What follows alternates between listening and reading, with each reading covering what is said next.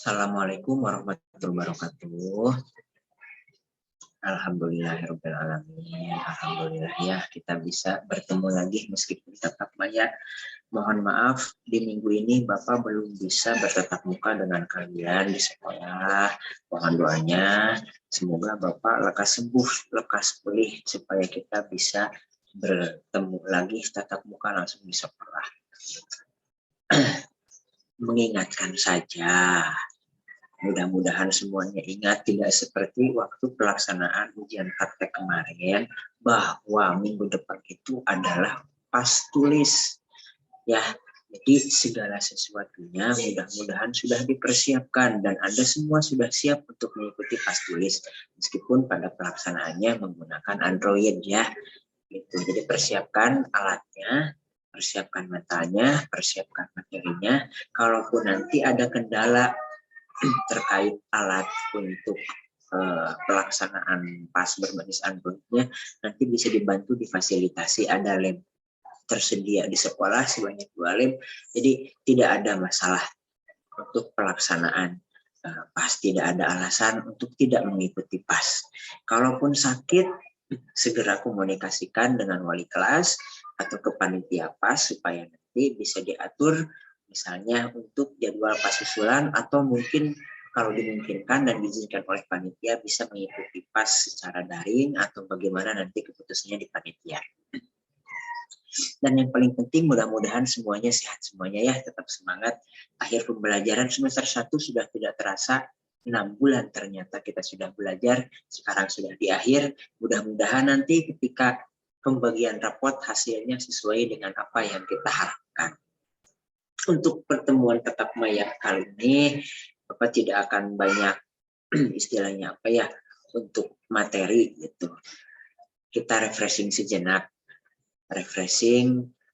sembari mungkin kalian yang sudah terbiasa menonton atau menyaksikan tayangan-tayangan di YouTube, di TikTok, di Facebook, tidak ada salahnya kita meluangkan waktu beberapa menit untuk menyaksikan tayangan-tayangan untuk motivasi diri kita sendiri supaya bisa lebih baik. Dan mudah-mudahan ada pengaruhnya nanti untuk mengikuti pas di hari Senin, lebih semangat lagi. Baik, video yang akan kita saksikan adalah video dari Sukses Daily Indonesia. Kalian boleh searching di YouTube. Di sana banyak sekali video-video mengenai motivasi, terus arti hidup, pokoknya hal-hal positif banyak terdapat di sana. Sebentar, Bapak carikan dulu videonya. Nah ini ya, di Sukses dari Indonesia.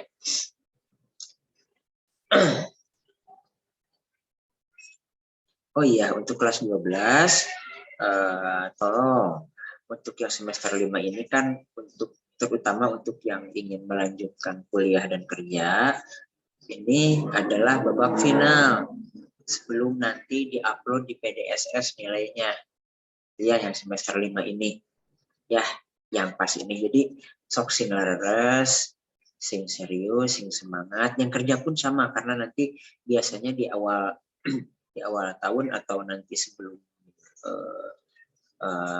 Lebaran atau nanti bahkan setelah Lebaran banyak lowongan pekerjaan yang bisa kalian lamar gitu. Jadi modalnya itu adalah rapot. Nah sekarang coba dibuka lagi rapotnya dari semester 1 sampai semester 5. Takutnya ada nilai yang kurang atau ada masalah apa gitu, nanti bisa diselesaikan secepatnya. Baik, kita saksikan saja video dari Sukses dari Indonesia.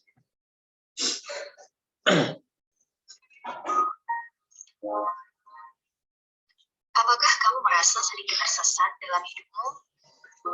Apakah kamu merasa stagnan atau tidak bergerak? Seperti tidak ada kemajuan karena tujuan dalam hidupmu? Apakah kamu merasa seperti hanya mengulang-ulang rutinitas yang sama hari demi hari tanpa menunjukkan perubahan apapun? Memang saat ini kehidupan disibukkan dengan pekerjaan sehari-hari, baik pekerjaan di rumah maupun di kantor, atau bagi kalian yang masih kuliah atau sekolah, mungkin juga disibukkan dengan tugas-tugas dan belajar. Jadi itu sangat normal jika kamu merasa stuck atau terjebak dalam rutinitas harianmu. And that's okay. Tapi hal yang terpentingnya adalah kamu harus mengambil tindakan kapanpun jika kamu merasa segala sesuatunya tidak berjalan dengan benar, atau saat kamu merasa benar-benar tidak ada perubahan sama sekali dalam hidupmu. So, berikut adalah 5 kebiasaan kecil yang dapat memberikan perubahan besar ke dalam hidupmu. Let's get into it. Nomor 1. Menuliskan hal-hal yang kamu syukuri. Kamu pasti pernah mengalami sesuatu yang sangat penting dalam hidupmu, hal baik yang selalu ingin kamu ingat, tapi kamu tidak pernah menuliskannya dan pada akhirnya kamu melupakan hal tersebut. Kamu tidak bisa hanya dengan mengandalkan ingatanmu untuk menyimpan setiap aspek dan momen penting dalam hidupmu. Waktu kian berlalu dan kamu mungkin melupakan beberapa hal penting atau sesuatu yang sebenarnya patut kamu syukuri. Dengan menuliskan hal-hal yang kamu syukuri, itu dapat membantumu untuk menumbuhkan rasa syukur dan memungkinkanmu untuk memikirkan kembali hal baik apa saja yang pernah terjadi dalam hidupmu. Itu dapat membantu mengubah perspektifmu akan apa yang terjadi di saat ini. Studi juga menunjukkan bahwa menumbuhkan rasa syukur itu dapat membantumu untuk bisa tidur lebih nyenyak di malam hari, dapat menurunkan tingkat stresmu, dan dapat meningkatkan hubunganmu dengan orang lain jadi lebih baik. Kamu dapat menuliskan hal-hal yang kamu syukuri dalam jurnal harianmu di setiap malam sebelum kamu mau tidur, atau merefleksikan kembali setiap pagi di saat kamu mengawali harimu. Membiasakan hal yang seperti ini akan dapat memberikan perubahan yang positif ke dalam hidupmu. Nomor 2. Bersih-bersih 10 menit setiap hari. Pernahkah kamu merasa capek dan kewalahan memikirkan untuk membersihkan kamar, ruangan, apartemen, atau rumahmu karena membutuhkan waktu yang lama? Nah, untuk menghindari rasa kewalahan tersebut, lebih baik memecah tugasmu menjadi bagian-bagian yang lebih kecil untuk membuatnya terasa lebih mudah diatur dan dilakukan. 10 menit adalah waktu yang cukup dan masuk akal untuk mencicil melakukannya setiap hari. Itu dapat membuatmu merasa yakin bahwa kamu bisa melakukannya. Dengan 10 menit setiap hari untuk membereskan hal yang kecil, itu akan membantu pekerjaanmu menjadi terasa lebih ringan. Bisa seperti merapikan baju terlebih dahulu, lalu membereskan kamar atau menyapu selama 10 menit. Jika rumah atau apartemenmu terasa terlalu besar untuk dibersihkan sekaligus, cobalah memulainya dengan satu ruangan pada satu waktu, seperti mencuci piring di dapur, atau membersihkan kursi dan meja di ruang tamu.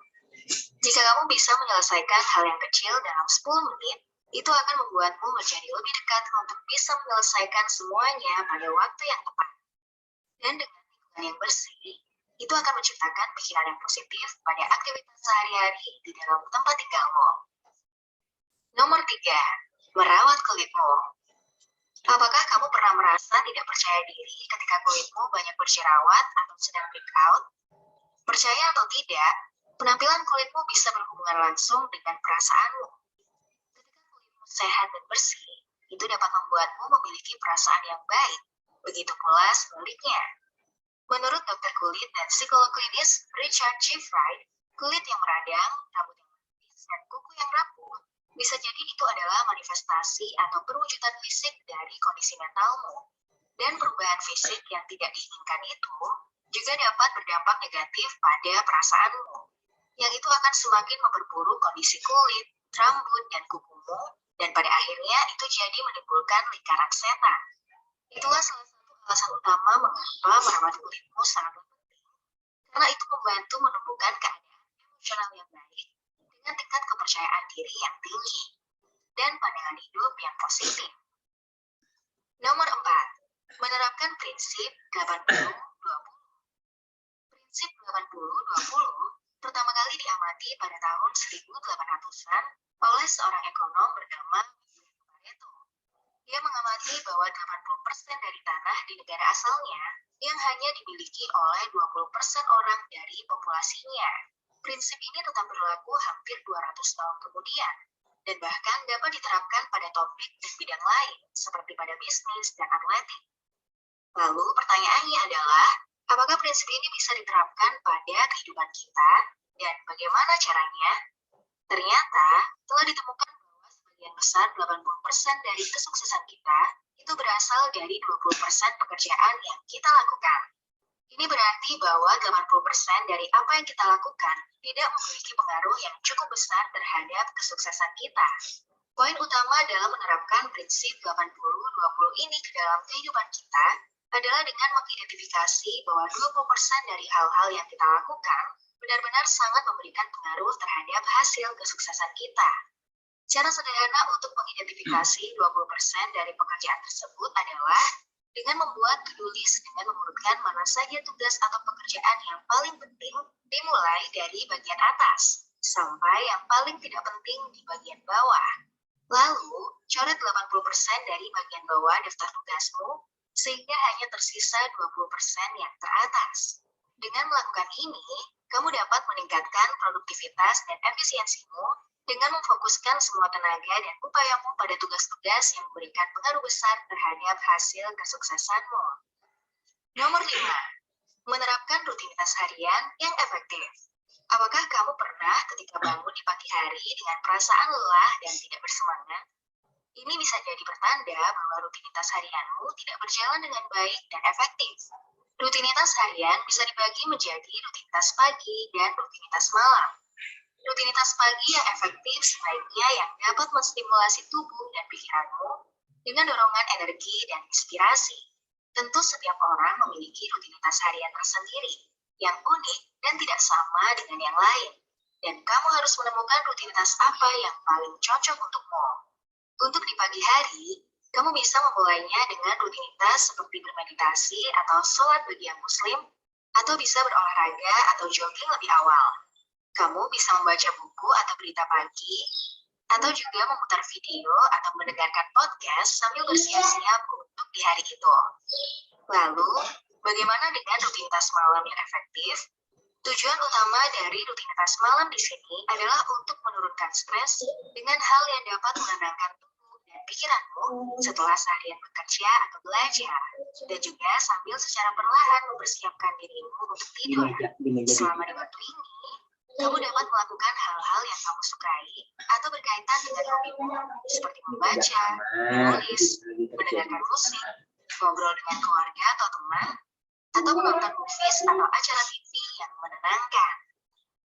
Jika kamu ingin mengubah hidupmu dengan menerapkan kebiasaan ini, penting untuk diingat bahwa mengubah kebiasaan baru memang bukanlah hal yang mudah dan perlu memakan waktu sampai akhirnya bisa berjalan secara teratur. Cukup fokus untuk menerapkannya satu persatu tanpa perlu terburu-buru, dan kamu pasti akan merasakan bahwa kehidupan sehari-harimu perlahan semakin lama akan berubah ke arah yang lebih baik.